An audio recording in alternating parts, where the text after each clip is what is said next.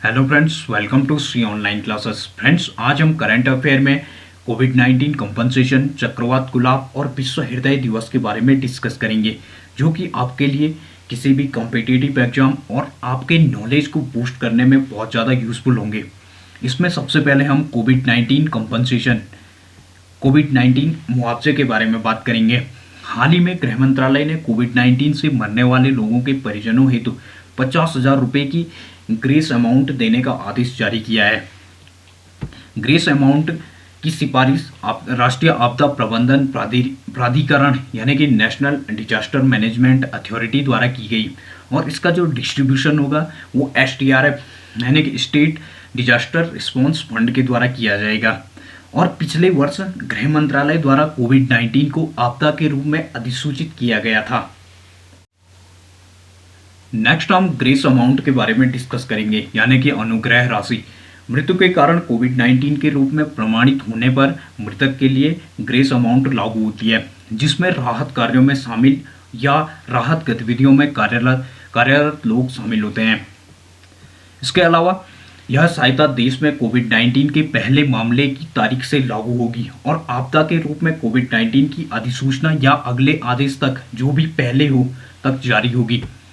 Next हम SDRF के बारे में डिस्कस करेंगे। SDRF यानी कि state disaster response fund. SDRF का गठन की बात करें तो इसका गठन आपदा प्रबंधन अधिनियम 2005 की धारा 48(1)(a) के तहत किया गया, और इसका गठन 13वें वित्त आयोग की सिफारिश के आधार पर किया गया।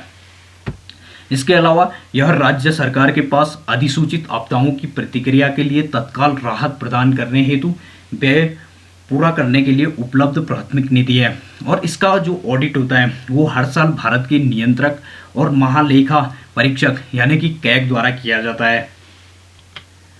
नेक्स्ट हम SDRF के कंट्रीब्यूशन के बारे में बात करेंगे। केंद्र सामान्य श्रेणी के राज्यों और केंद्र शासित प्रदेशों हेतु SDRF आवंटन का 75% और विशेष श्रेणी के राज्यों और केंद्र शासित प्रदेश जैसे कि पूर्वोत्तर राज्य हो गई, सिक्किम, उत्तराखंड, हिमाचल प्रदेश, जम्मू कश्मीर के लिए 90% का योगदान देता है। इसके अलावा इसका योगदान की बात करें तो वित्त आयोग की सिफारिश के अनुसार वार्षिक केंद्रीय अंशदान 2 समान किस्तों में जारी किया जाता है। नेक्स्ट हम SDRF के अंतर्गत शामिल होने वाली आपदाओं के बारे में बात करेंगे, जिसमें कि चक्रवात हो गया, भूकंप, बाढ़, सूखा, आग, सुनामी।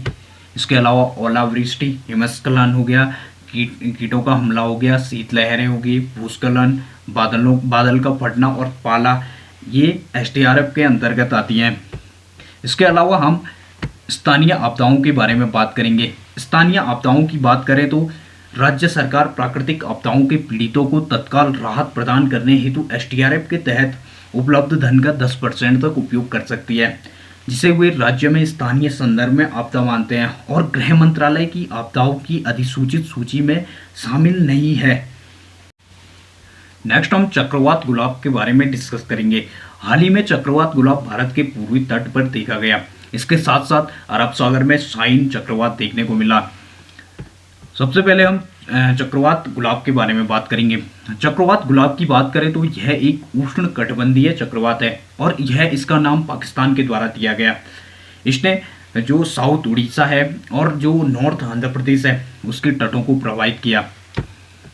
चक्रवात के नामकरण की बात करें तो इसका नामकरण विश्व मौसम विज्ञान संगठन WMO के दिशा निर्देशों के अनुसार प्रत्येक क्षेत्र के देश चक्रवातों को नाम देते हैं, और उत्तरी हिंद महासागर क्षेत्र, बंगाल की खाड़ी और अरब सागर के ऊपर बने उष्ण कटिबंधीय चक्रवात को कवर करता है।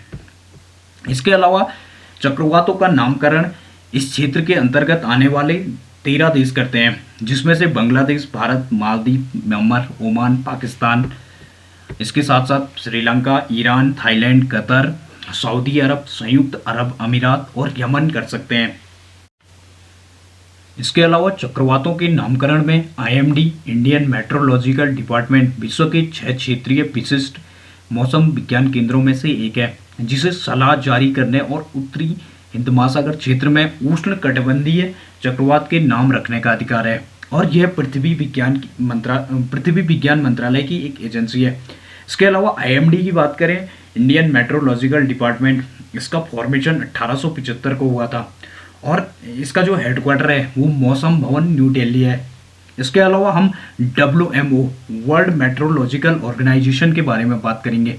वर्ल्ड मेट्रोलॉजिकल ऑर्गेनाइजेशन की बात करें तो इसका फॉर्मेशन 23 मार्च 1950 को हुआ और इसका जो हेडक्वार्टर है वो जेनेवा स्विट्जरलैंड है। इसके जो करंट में प्रेसिडेंट है जर्मनी के जेरार्ड एट्रिन है। इसके अलावा सेक्रेटरी जनरल की बात करें तो फिनलैंड के पेटेरी तालास हैं। नेक्स्ट हम चक्रवात के वर्गीकरण के बारे में बात करेंगे। IMD चक्रवात को उनके द्वारा उत्पन्न अधिकतम निरंतर सतही हवा की गति के आधार पर क्लासिफाई करती है, जिसमें कि सबसे पहले गंभीर हो गया जो कि 48 से 63 समुद्री मील के अंतर्गत आता है। इसके अलावा बहुत गंभीर जो कि 64 से 89 समुद्री मील के अंतर्गत आता है और इसके साथ साथ अत्यंत गंभीर जो कि 90 से 119 समुद्री मील के अंतर्गत आता है और सुपर साइक्लोनिक स्टॉर्म जो कि 120 समुद्री मील के अंतर्गत आता है। इसके अलावा एक नोट 1.8 किलोमीटर पर आवर के बराबर होता है।